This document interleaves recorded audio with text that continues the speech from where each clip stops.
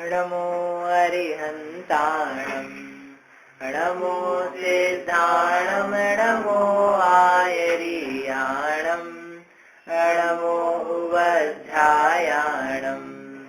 नमो लोये सौवसाहूणम् नमः श्रीवर्धमानाय निर्धूतकलिलात्मने सालोकानां त्रिलोकानां यद्विद्यादर्पणायते। ये मांगलिक ग्रंथ है श्री रत्नकरण शावकाचार्य, इसके रचयिता आचार्य भगवान श्री समंत भद्रू हैं। इसमें 7 अधिकारों में से पहला अधिकार है जिसका नाम है सम्यक दर्शन अधिकार। यहाँ पर आचार्य देव आप्त का स्वरूप बताते हुए ये कह रहे थे कि आप्त किसे कहना, जो उच्छिन्न दोष यानी दोषों से रहित है और सर्वज्ञ है और हितोपदेशी है। तो फिर ये आगे के लिए प्रश्न होगा कि वे दोष क्या हैं जिनसे आप ये कह रहे हो कि वे उन दोषों से रहित हैं। तो उस दोषों को बताने के लिए ये 6 नंबर का श्लोक इसको पढ़ते हैं। यहाँ ऊपर लिखा है, एक बार मैं पढ़ता हूँ फिर आप पढ़िएगा। क्षुत्पिपासा जरातंक जन्मांतक भयस्मयः न राग द्वेष मोहाश्च यस्याप्तः स प्रकीर्त्यते। साथ में पढ़ते हैं। क्षुत्पिपासा जरातंक जन्मांतक भयस्मयः न राग द्वेष मोहाश्च यस्याप्तः स प्रकीर्त्यते। कौन कौन से दोष बताए थे, बोलो? भूख और प्यास, भूख प्यास, क्षुधा तृष्णा। इसके अलावा पढ़ेंगे हम आगे, लेकिन यहाँ जो लिखे हुए थे वो कौन कौन से? क्षुध पिपासा जरातंक, जरा यानी वृद्धावस्था, आतंक यानी रोग, फिर जन्म मरण, भय, स्मय यानी मद अहंकार, राग द्वेष मोह, मुख्य ये। और इसके अलावा और बताएंगे, वे सब आएंगे। तो कल अपन बात कर रहे थे क्षुध और पिपासा यानी भूख प्यास के बारे में कि भूख और प्यास वास्तव में क्या है? दोष है। क्यों दोष है? क्योंकि ये दुख स्वरूप है। जब भी भूख और प्यास लगती है तो दुख ही लगता है, कोई सुख नहीं हो जाता। भले खा लेने पर सुख लगे, लेकिन जब भूख लग रही है, प्यास लग रही है, तो उस समय दुख ही पैदा होता है। और दुखी व्यक्ति यदि आप्त हो तो फिर वो कैसा होगा, आप विचार कर सकते हो। यदि जिसको स्वयं को दुख पाया जा रहा है तो वह अन्य को सुखी होने का रास्ता कैसे बताएगा? जो स्वयं ही दुख से पीड़ित है, एक भूख प्यास से दुख होता है, ये तो सबको स्पष्ट है, इसमें तो कोई बाधा नहीं है। तो जब भूख प्यास से दुखी रहेगा तो व्यक्ति कहेगा कैसे?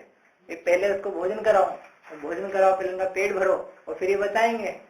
तो जब ये ऐसे बताएंगे तो पता नहीं क्या बताएंगे। फिर उन्हीं को बता पाएंगे कि जो इनको भूख प्यास के पीड़ा से दूर करे उनको तो बताएं, और जो इनको दूर नहीं करें उनको नहीं बताएंगे। तो ये अन्य दर्शनों में और क्या होता है, जो भगवान को अच्छा भोग लगाए उसको भगवान अच्छा भोग देंगे, और जो भगवान को अच्छा भोग नहीं लगाए उसको भगवान किनारा कर लेते कि इसको नहीं पहुंचाना है, क्योंकि ये हमको कहाँ दे रहा है, मतलब आप हमको खिलाओ तो हम आपको खिलाएंगे। तो वो व्यक्ति फिर राग द्वेष से पीड़ित रहेगा। प्रॉब्लम क्या है कि भूख प्यास रहेगी, एक समस्या रहेगी, और उससे निवारण करने के लिए या तो आप स्वयं बनाओ या दूसरे से लो। अब स्वयं बनाओगे तो फिर गृहस्थी खोलनी पड़ेगी, और गृहस्थी खोलोगे तो फिर आप तो घर वाले ही हो गए ना। तो जैसे दूसरे घर वाले हैं, घर गृहस्थी वाले हैं, तो वैसे के वैसे ये आप भी घर गृहस्थी वाले हुए। तो फिर इनमें सर्वज्ञता जैसा महान गुण और हितोपदेशिता जैसा निष्प्रहता वाला गुण प्राप्त कैसे होगा? समझ में बात? तर्क पूर्वक विचार करना, ऐसे मत विचार करना कि अपनी यहाँ ये पद्धति है तो इसलिए अपन समझ रहे हैं, क्योंकि यहाँ पर उस पद्धति से सीखा तब तो ग्रहण ही क्या होगा। यहाँ तो आचार्य ये तर्क पूर्वक बताना चाहते हैं कि ये दोष होते हैं और इन दोषों से मुक्त होने वाला निर्दोष हो सकता है। यदि दोष पाए जाएंगे तो निर्दोष नहीं हो सकता है। अपन यदि पक्षों को देख करके विचार करते रहेंगे तो अपन लोग जैन है, अपन मानते ही नहीं है, ठीक है आगे बढ़ो, लेकिन ऐसा नहीं देखो वास्तव में देखो, विचार करो कि भूख प्यास होने में अच्छी बात है कि बुरी बात है? ख्याल नहीं बात। और यदि माना जाए कि भूख प्यास है किसी आप्त को या सर्वज्ञ भगवान को जो सबको जानता है, तो फिर वह अपने क्षुधा के निवारण के लिए या तो स्वयं घर गृहस्थी बसाए, घर में रहे, तो घर में रहने वाला सर्वज्ञ हो, तो फिर वो घर में रहता हुआ सर्वज्ञ कैसा होगा? जिसको सब पता है कि मेरे साथ कौन क्या क्या करने वाला है, कौन सी दुकान पे मेरे साथ क्या होता है, और ये कैसे कैसे मुझे कार्यक्रम करने पड़ेंगे तब जाके भोजन बना पाएंगे, तो वह करेगा कैसे? बात कैसे बन पाएगी? उसका जीवन कितना अजीब सा रहेगा। तो घर में रहते हुए नहीं हो सकता, तो या तो फिर इसको कोई बना के दे। तो बना के देने पर जिसने बना के दिया है उसके प्रति क्या भाव रहेगा? प्रेम भाव रहेगा। और जिसने नहीं दिया है उसके प्रति द्वेष भाव रहेगा। और जो राग द्वेष से युक्त रहेगा, फिर उसको सर्वज्ञता होना कितना दुष्कर है, कितना दुखद है। अपन ने 2-3 दिन पहले ही बात कर ली थी इस बारे में कि यदि वीतरागी नहीं हो, राग द्वेष हो और कोई व्यक्ति सर्वज्ञ बन जाए तो उसको स्थिति ऐसी हो जाएगी। यदि हमारे राग द्वेष है और मैं इतने ही रहने वाले लोगों की मनों की और स्थितियां आगे पीछे की सब जानने लग जाऊं, तो ही स्थिति कैसी हो जाती है। अपन इतने की छोड़ दो, अपन अपने घर में 4 लोग हैं, समझ लो 5 लोग, एक व्यक्ति बाकी सबके मन की बात जानने लग जाए, ये क्या कहने वाला 10 साल बाद, 20 साल बाद, 15 साल बाद, कल आगे पीछे, अभी यहाँ पे ये ऐसा व्यवहार कर रहा है, कमरे में जाके क्या कहेगा अपनी पत्नी से, भाई से, बहन से, माता पिता से, इतने ही यदि जान जाए ना, तो 4 लोग घर में जैसे अभी रह रहे हैं वैसे ही मुश्किल से रह पा रहे हैं, और भी फिर रह नहीं पाएंगे। लेकिन रहना घर में पड़ेगा। बोले अब क्या करें हम भोजन की व्यवस्था का? तो कहने का आशय ये कि राग द्वेष के साथ में यदि प्रवर्तन हो जाए सर्वज्ञता का, तो बहुत समस्या पैदा हो जाती है। ठीक है, इसलिए वो नहीं बन सकता। दूसरी बात क्या है कि अपन मान भी लो कि नहीं कोई बात नहीं, ये भोजन कर भी लेंगे, राग द्वेष भी हो इनको, दूसरों ये जो दे देंगे उनसे ले लेंगे, इनको राग द्वेष नहीं होगा। लेकिन आप एक चीज का विचार करो कि आप भोजन कर रहे हो, ठीक है, भोजन करते करते एकदम क्या हो जाए, सामने आपको दिखे कि ये भैया थे या कोई दूसरा व्यक्ति था, या समझो कबूतर ही था, वो आकर के एकदम फैल गया और किसी ने उसके ऊपर झपट्टा मारा था, उसको सारा खून बह रहा है, सारा मांस बाहर बाहर निकल के आ रहा है, और आप बैठ करके वहीं भोजन कर रहे थे। अब भोजन कर रहे हो तो आप कितनी देर तक भोजन करते रहोगे? नहीं, आपकी थाली में नहीं आया है, थाली अच्छी आपकी, आपके हाथ पैर पे कहीं पे लगा नहीं है, दूर ही है, समझ लो दरवाजा भी लगा हुआ है जाली वाला, जिससे दिख तो रहा है लेकिन आया कुछ भी नहीं है, तो बाहर सब दिख रहा है, तो अपन भोजन कर पाएंगे कि नहीं? क्यों नहीं कर पाओगे? अरे आपकी थाली में थोड़ी ना गड़बड़ हुई है कि हम इतने निर्दय हृदय वाले नहीं हैं, इतने अकरुण नहीं है कि सामने ऐसी जीव की स्थिति दिखे और फिर भी अपना भोजन चलता रहे। अरे किसी का, मुनिराज की तक की स्थिति ऐसी होती है कि यदि शमशान का या शव यात्रा का स्वर सुन ले तो ही वो अपना भोजन में अंतराय मान के चले जाते हैं। तो अपन कोई बात नहीं, मुनिराज नहीं तो कोई अपने पास सामने शव यात्रा पे तो अपन भी नहीं छोड़ते हैं, तब तो अपन भी खा लेते हैं, लेकिन कम से कम सामने दिख ही जाए बहता हुआ तो कैसे कर सकते हैं? तो ये सर्वज्ञ जो है, ये सर्वज्ञ को यदि भोजन करने बिठाओ, वो भोजन करने बैठे तो इनको पूरे दुनिया में घटनाओं में जो घटने वाले, जहाँ जहाँ मृत्यु हो रही है, जहाँ खून खराबे हो रहे हैं, जहाँ खून की नदियां बह रही है, वो सब दिखता होगा कि नहीं? तो दिखते दिखते यदि भोजन करने लग जाए तो ये तो हमारे से भी गए बीते हुए कि दिख रहा है इनको इतना खून खराबा, और अभी वर्तमान का नहीं, जितने भूतकाल हो गए, जितना भविष्यकाल होगा, पूरी पृथ्वी खून से भरी हुई दिख रही है, और फिर भी इनसे भोजन नहीं छूट रहा है। यानी ये आपसे कहलाने लायक बचेगा? यदि कोई मुनिराज आपके सामने ऐसे भोजन करते हुए रहे तो आपकी कितनी श्रद्धा पैदा होगी? सही बताना, कि दिख जाए कि ये आदमी मर रहा है और ये तो फिर भी, तुम चिंता नहीं करो, इसको चिल्लाने दो, तुम तो आ देते जाओ मेरे को आने दो, ये तो मर ही रहा है, मैं क्यों मरूं? तो आप बोलोगे कैसे हैं? अभी तक तो हम इनके पास आते थे, अब कभी भूल के भी इनके नजदीक नहीं फटकना है। ऐसा होगा कि नहीं होगा? तो ऐसे ही कोई आप तो हो कहे मैं सर्वज्ञ हूँ, मैं सब कुछ जानता हूँ, मेरे को आहार कराओ, तो तुमको आहार कराए तो तुम आहार करोगे कैसे? तुमको सब जानने में आ रहा है, सब कुछ दिख रहा है, इतने वैराग्य के प्रसंग दिख रहे हैं, इतनी विभत्स दृश्य, करुण दृश्य दिख रहे हैं, फिर भी यदि कर रहे हो, इसका मतलब या तो तुम्हारे सर्वज्ञता नहीं है या फिर तुम में दया का, करुणता का स्थान नहीं है। दोनों में से एक भी यदि कम है तब भी तुम आप से कहलाने लायक नहीं हो। बात ही समझ, इसलिए बन नहीं पाता है। मतलब सर्वज्ञ को सब कुछ यथा झलकता है कि इमेजिन कर सोचना पड़ता है? इनका प्रश्न है कि सर्वज्ञ सब कुछ जानते हैं कि सोच सोच करके जानते हैं। जैसे अपन हम और आपका ज्ञान है, जैसे आपसे पूछे 5 में 25 से गुणा करेंगे तो क्या आएगा, तो आपने थोड़ा सा एक पॉज लेकर के आपने बताया, 5 में 10 मिला करके 5 घटा करके 2 का गुणा करके 1 जोड़ेंगे तो क्या आएगा, 21 आएगा। इसको बोलते सुनने की पावर। 21 आ गया तो कैलकुलेट किया ना आपने, रिजल्ट आपके सामने नहीं था, तो कैलकुलेट करके जब कहा जाता है तो ये एक सोच सोच के अपन बता रहे हैं, विचार करके प्रोसेस करके बता रहे हैं।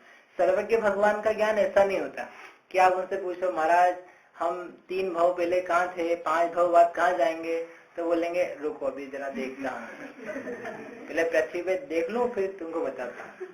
तो उन्होंने देखा अभी यहाँ है, 1 साल पहले वहां गए थे, फिर वहां ऐसा कर करके, हाँ 3 भाव पहले तो वहां थे। ऐसे नहीं बताते, उनको तो इंस्टेंट दिख रहा है, साथ ही साथ भूत भविष्य सब प्रति समय जानते ही हैं, सोच सोच करके नहीं जाना जाता। मतलब झलकना जिसको आप बोल रहे हैं ना वर्ड को, उसका अर्थ ये है प्रति समय 3 लोग 3 काल इनके ज्ञान में प्रतिबिंबित होते हैं, जाने जाते हैं। ऐसा नहीं हो सकता कि ये सोचें कि अभी मुझे इनको नहीं जानना है, अभी अपने काम के नहीं है, इनको छोड़ो, अपन इनको जानते हैं, अब इनको जानते हैं, इनका प्रश्न आया तब इनके बारे में जाना जाए, इनका प्रश्न आया तो इनके बारे में जाना जाए।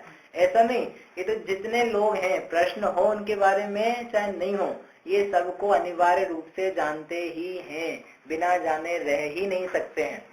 यानी हमारे आपकी जैसी स्थिति नहीं है उनकी कि जान भी सकते हैं, नहीं भी जान सकते हैं, जान लिया नहीं जान लिया।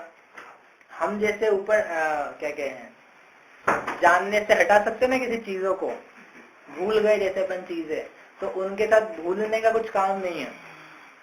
जो जाना है वो सब कुछ ही जाना है। इसलिए नहीं तो आप ये भी कह सकते थे कि जब आहार कर रहे हैं तो वो सोच थोड़ी ना रहे उस बारे में, नहीं सोच रहे हैं, नहीं जान रहे हैं, तो सामने कुछ नहीं आ रहा है तो भोजन कर सकते हैं। नहीं, ऐसा नहीं संभव है, ये तो जानेंगे ही जानेंगे, जानना कंपलसरी है। उपयोग इसलिए हो जाता है जैसे अपन आत्माओं में जैसे झलक रहे हैं, हाँ, लेकिन उनको आत्माओं में रहना है। हाँ, तो दोनों उपयोग, 2 चीजें एक साथ चलती? वो 2 नहीं है, वो एक ही है। आत्मा के जानने में सब पदार्थों का जानना हो जाता है। आत्मा को जान रहे हैं ना, इसका मतलब आत्मा को जानना कहाँ हो रहा है, विश्व में जाके थोड़ी ना जान रहे हैं, जहाँ है वहीं बैठ करके जान रहे हैं, अपने में रहते हुए जान रहे हैं। एक ही बात चल रहा है, अगर मैं आपके बारे में सोचूं तो आप ही के बारे में सोचूं। हाँ, अगर दूसरे में जाऊंगा तो उपयोग चेंज हो जाएगा। हाँ ठीक है, तो ये तो अधूरे ज्ञान है। अपने अधूरे ज्ञानों में ये बात बनती है कि इनको जाना, फिर इनको जाना, फिर इनको जाना, एक एक करके जाने और चेंज कर करके जाना, अधूरेपन की बात है। जैसे आप अकेले बैठे हुए थे, आपको देखा और मैं थोड़ा सा पीछे खिसका, तो अब मेरे को उन्हीं 2 आंखों से कितने दिख जाएंगे, 3 दिख जाएंगे, और थोड़ा पीछे खिसका तो और 5 की जगह 7, 3 की जगह 7 भी दिख सकते हैं। तो जैसे जैसे उसका दायरा बढ़ता जाता है, चक्षु इंद्रिय का समझ लो, तो जानने की पदार्थ बढ़ जाते हैं। ऐसे ही ज्ञान का आवरण मिट गया तो फिर जितने सारे पदार्थ हैं वो और अपनी आत्मा ये सब एक साथ मिलकर के जानने में आते हैं, उसमें बाधा नहीं बन पाती, बाधा नहीं होता। ये समझ में नहीं आई। वो बाधा नहीं देता है, जो ज्ञान में झलक रहा है वो बाधा नहीं देता, बाधा नहीं देता, वो चलता रहता है। इसलिए कहते हैं ना सकल गेय ज्ञायक तदपि, आप सकल गेयों के ज्ञायक हैं, समस्त वस्तुओं को जानने वाले हैं, फिर भी निजानंद असली आपके साथ दोनों बातें चल रही है, जान भी रहे हैं और जानते हुए अपनी आत्मा में लीन भी हैं। तो फिर लीन है कि जानते हैं, जानना और लीन होना एक साथ ही एक समय में चल रहा है। दर्पण है, दर्पण के सामने सारे पदार्थ झलक रहे हैं और दर्पण फिर भी दर्पण ही है, दर्पण उन पदार्थ रूप नहीं हो गया है। दर्पण की स्वच्छता भी है और दर्पण में प्रतिबिंब भी है। ये दो चीजें एक साथ होती कि नहीं। स्वच्छता यानी उसकी जो खुद की प्रॉपर्टी क्वालिटी है जिसके माध्यम से वो सबको अपने में दिखा रहा है, ये उसकी स्वच्छता, उसका गुण वो भी है और सबको दिखा भी रहा है वो, मतलब सब कुछ उसमें झलक भी रहा है। ऐसे ही जीव अपने ज्ञान की स्वच्छता से अपने आप को जानता है और साथ ही साथ जो कुछ विश्व में के पदार्थ हैं उनको भी जान लेता है। तब तो सर्वज्ञ कह सकते हैं। ख्याल में बात। तो कहने का तात्पर्य ये था कि यदि कोई सर्वज्ञ हो और आहार ग्रहण करना चाहे तो कर नहीं पाएगा, और यदि कर लेगा तो नाना प्रकार के दोष आएंगे। इसलिए भला ये है कि आहार ग्रहण ही नहीं करें तो ये निर्दोष रह पाएंगे, नहीं तो दोष बनेगा आहार लेना। आहार लेने में ही नाना प्रकार की विसंगतियां हो जाएगी। फिर अपन ये देखो कि यदि आहार लेते हैं अपने यहाँ की व्यवस्था से जैन दर्शन में, तो आहार विधि से लेते हैं, विधि मिलेगी तो लेंगे। अब इनको पहले से पता है कि विधि मिलेगी कि नहीं मिलेगी, भाई पहले से पता रहेगा आज मिलना है कि नहीं मिलना है, कि 4 दिन बाद मिलना है। तो जो आज मिलना ही नहीं है तो आज जाना ही क्यों, निकलेंगे क्यों, तो निकला ही नहीं होगा। और फिर जिस दिन जाएंगे तो पहले से पता है इनका विधि मिलनी है। अब इनका विधि मिलनी है तो इतने चक्कर क्यों काटने अपने को, सीधे इन्हीं के जाना ना, समझ भाई। फिर दूसरी समस्या ये है कि जितने अरहंत हैं, अरहंत की तरफ से देखें तो अरहंत कैसे होते हैं, जमीन से ऊपर आकाश में चलते हैं, आकाश में उनका विचरण होता है, जमीन पे तो आते ही नहीं है।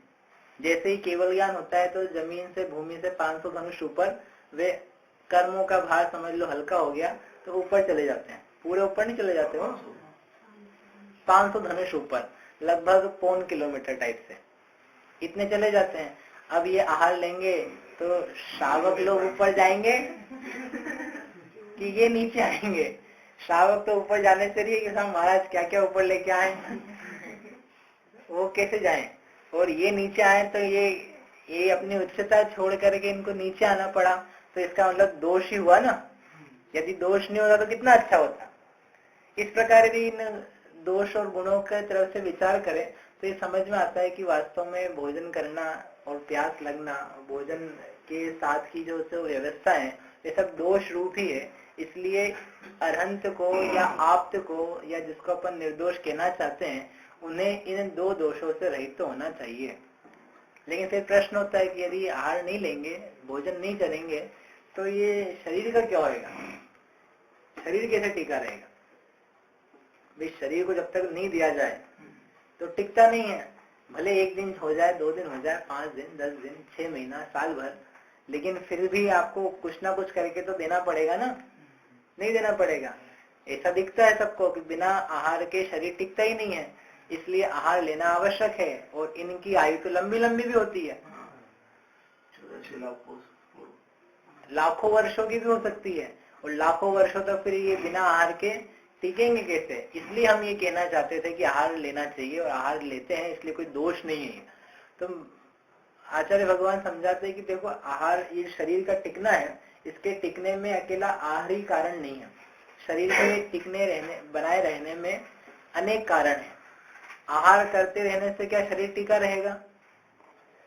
अपन अपनी ही व्यवस्था से विचार कर लो कि जो व्यक्ति आहार करते हुए बने हुए हैं, तो क्या आहार करते रहेंगे तो बने रहेंगे? खाते रहो। तो उन्होंने पूजा की 2 पंक्तियां उसमें लिखी है, मैं समझ रहा था प्रभु अब तक भोजन से जीवन चलता है। ये भगवान में ये मान रहा था कि भोजन से जीवन चलता है। भोजन बिन नरकों में जीवन, भरपेट मनुष्य क्यों मरता है। लेकिन अगली लाइन में उसने खुद ने विचार, व्यक्ति ने, पूजक ने विचार किया कि लेकिन भरपेट मनुष्य कैसे मर जाता है, मनुष्य, और नरकों में बिना भोजन के जीवन कैसे चलता है। नरकों में खाने के लिए कितना मिलता है रोज सुबह शाम? क्यों भाई साहब, कुछ तो मिलता होगा, बेड टी, बेड ही नहीं तो टी गाय की तो कुछ नहीं मिलता है। तो वहां भी लेकिन कितना लंबा लंबा जीव जी लेता है, असंख्यातो वर्ष, असंख्यातो, अरबों खरबों भी नहीं, यहाँ तो करोड़ ही निकालने, वहां तो असंख्यातो निकालने, असंख्यातो वर्ष तक बिना खाए पिए उसका जीवन चल जाता है, उसका शरीर टिक जाता है। और यहाँ पर भी अपन देखें यदि भोजन से ही चलता हो तो भोजन जिसको प्राप्त है भरपूर पर्याप्त पोषक आहार, वो नहीं पोषण से रहित, पोषक आहार जिसको प्राप्त है, तो वे सब लोग तो मरने नहीं चाहिए, उनका शरीर तो टिका रहना चाहिए, लेकिन वे भी मरते हुए देखे जाते हैं, शरीर उनका भी क्षीण होता हुआ देखा जाता है। इससे ये मालूम पड़ता है कि भोजन ही शरीर को बनाए रखने का कारण नहीं है, भोजन के अलावा और भी कारण है। क्या कारण है? आयु कर्म का उदय, साता वेदनी का उदय, उसके अलावा शरीर में प्रति समय परमाणु आते हैं जिसको कहा जाता है आहार। एक तो होता है जो मुख से लिया जाता है उसको बोलते हैं आहार ग्रहण करना, और एक होती है वर्गणाएं उद्गल की, जो आहार वर्गणाएं हैं जिनसे ये शरीर बना है, वे प्रति समय ग्रहण होती है, वे हर जीव के आती ही रहती है। जितने संसारी जीव हैं वे उससे रहित ही नहीं हो पाते। जब जब शरीर उन्होंने धारण कर लिया तो उससे लेकर शरीर धारण करने से लेकर के उनकी मृत्यु पर्यंत नई नई आहार की वर्गणाएं शरीर में आके लगती रहती है।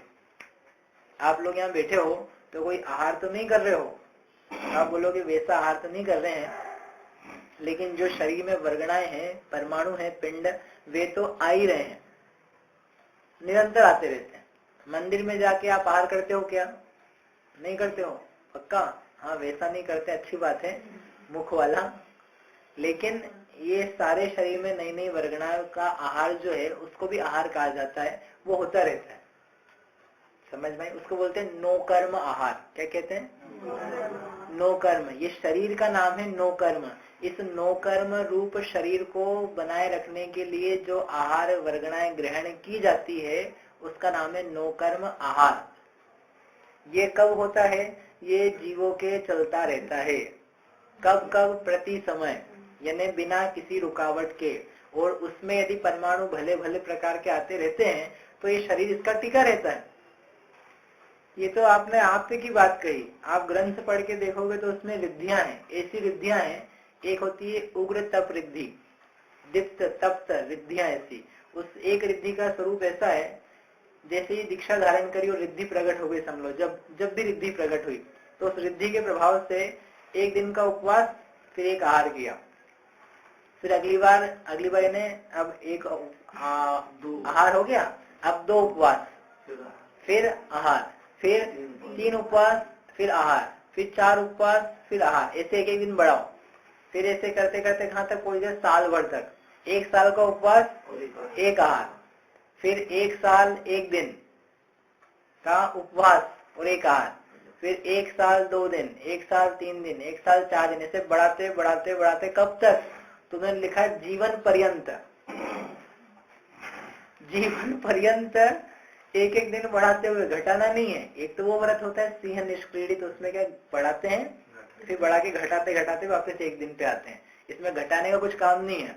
जो भी सर्वज्ञ नहीं है, आप्त नहीं है, परमेश्वर नहीं है, ऐसे जो मुनिराज हैं, वे मुनिराज भी रिद्धि के प्रभाव से इस प्रकार का उनका शरीर, इस प्रकार की आत्मा की शक्ति हो जाती है कि जीवन पर्यंत बढ़ते बढ़ते बढ़ते इनका जाता है। तो जिसकी आप ये विचार करो कि जिसकी करोड़ों वर्षों की आयु है, उसके जीवन में उपवास कैसे हो जाएंगे? कितने उपवास हो जाएंगे? मालूम पड़ा बाद में जा करके 1-1 लाख वर्ष तक उपवास और 1 आहार, फिर 1 लाख के बाद 2 लाख वर्षों का, ये इतने सारे की ना उम्र होती है। उम्र कितनी होती है अधिकतम? अभी वर्तमान में 120 वर्ष की, लेकिन यदि मनुष्यों की आयु देखी जाए मैक्सिमम तो कितनी होती है? 1 कोटि पूर्व कर्म भूमि के मनुष्य जो दीक्षा धारण कर सकते हैं।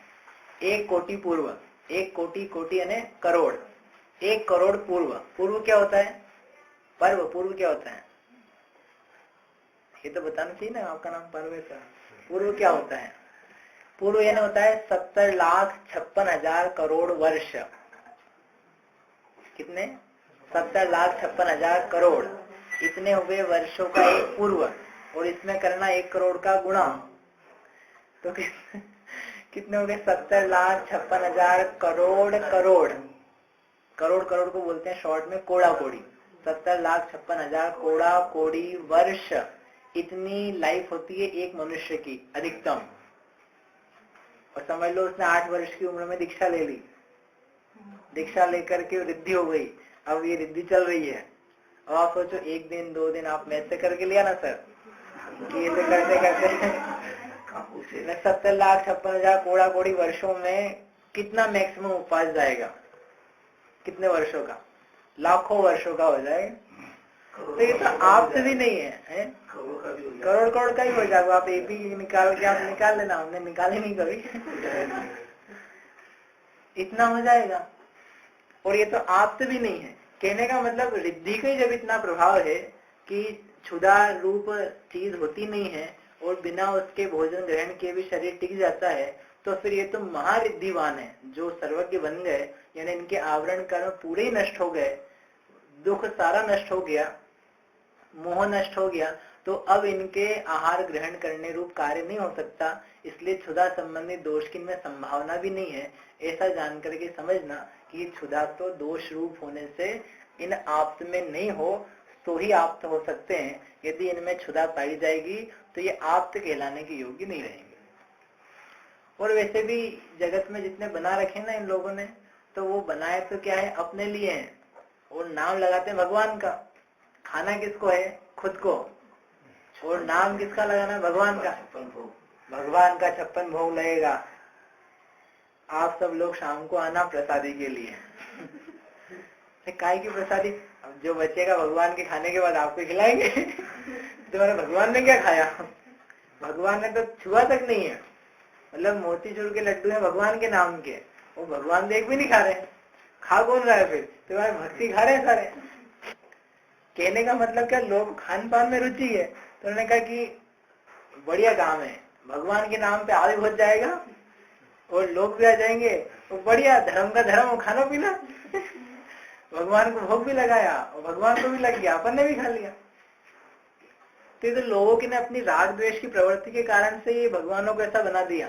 जो लौकिक में इतने भगवान चलते हैं, कोई भांग पी रहा है, कोई शराब। हमने को पता लगा, कोई एक बार हम जा रहे थे, बड़ौदा जा रहे थे, तो रास्ते में एक आदमी उज्जैन से चढ़ा, तो सब उससे बात हुई, तो मालूम पड़ा कि इनके भगवान शराब भी पीते हैं। बोले वो भैरव बाबा को जाकर के शराब भी पिलाते हैं। तो मैं गजब भगवान है, भांग का तो हमने सुना था, में तो ये इनको ही पिला लेते हैं। चर्च में कुछ ऐसा होता है, शराब का वो टाइम, वो भगवान को तो नहीं पिलाते वहाँ पे भी, लेकिन भारत में जो करे सो गम है। अब पीना खुद को है, बोले क्या करते हुए बाद में, बोले उनको चढ़ाने के बाद अपन पीते हैं, वो तो भगवान का प्रसाद है। अब वो थोड़ा अशुद्ध है, जो भांग पीते उनसे पूछो, बोले तो भोले बाबा का प्रसाद है साहब इसमें कोई दोष थोड़ी ना है।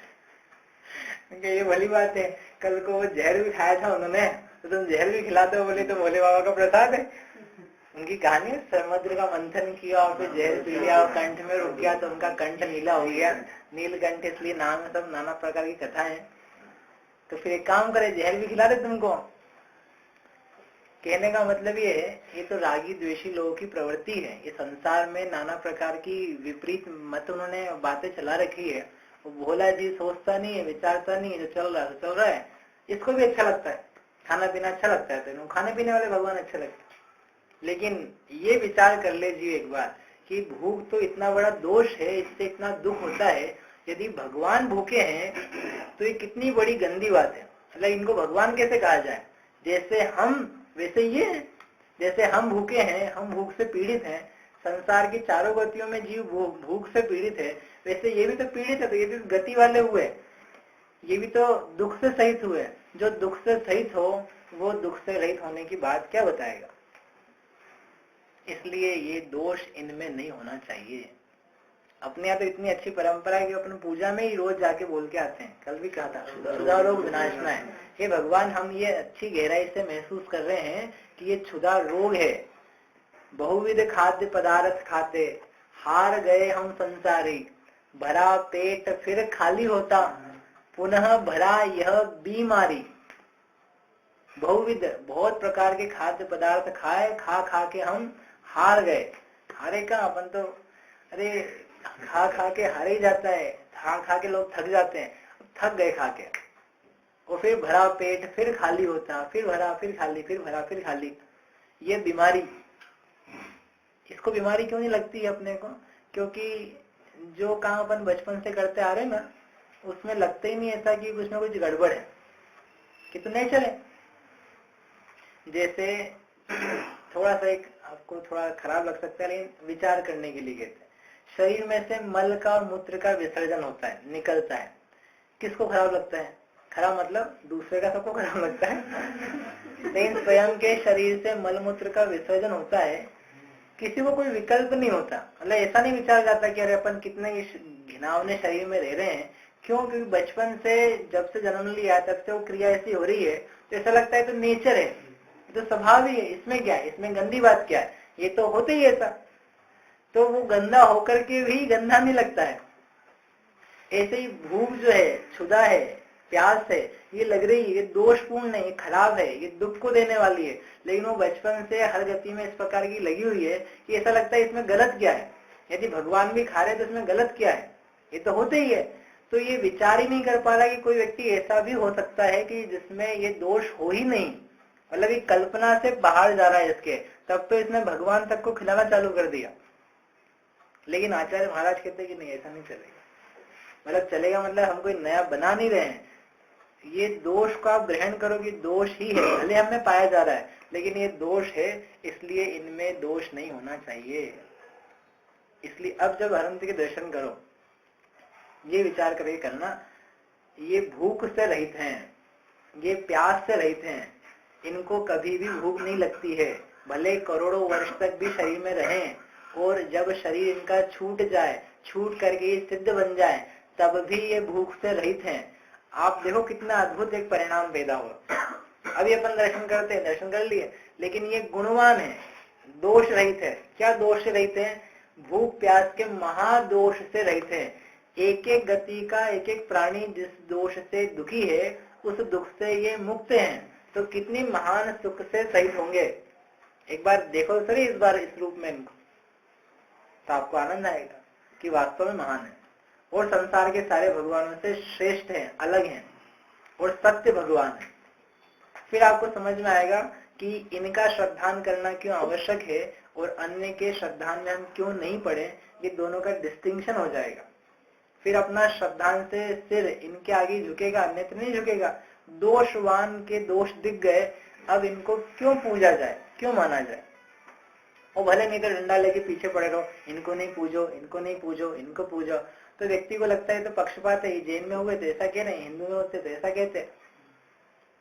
लेकिन ज्ञान पूर्वक विचार करके जीव समझे तो फिर समझाने की अलग से जरूरत नहीं पड़ती कि कहाँ तुम्हारा सिर झुकाना और कहाँ नहीं झुकाना। आप स्वयं बुद्धिमान हो और बुद्धि का प्रयोग फिर भी नहीं करो तो ये आप नहीं जानो। जब बुद्धि हो तब प्रयोग करना, समझ में। तो इस प्रकार से ये क्षुधा और तृषा के बारे में विचार किया। जैसा क्षुधा के बारे में लगा ना, प्यास में वैसे ही सेम है, आप विचार करना। अब इसके आगे दो दोष और पढ़ेंगे, अभी नहीं करेंगे। जरा आतंक, जरा यानी वृद्धावस्था, आतंक यानी रोग। तो ये भी रोग ही है, ये भी दोष ही है। अब ये दोष कैसे हैं और ये दोष भी कैसे अरंत या आपस में नहीं होने चाहिए, उसका विचार करेंगे। कोई प्रश्न? जावाणी के ज्ञान दे तुझे लोकालोक, तो वाणी मस्तक नवो सदा हो।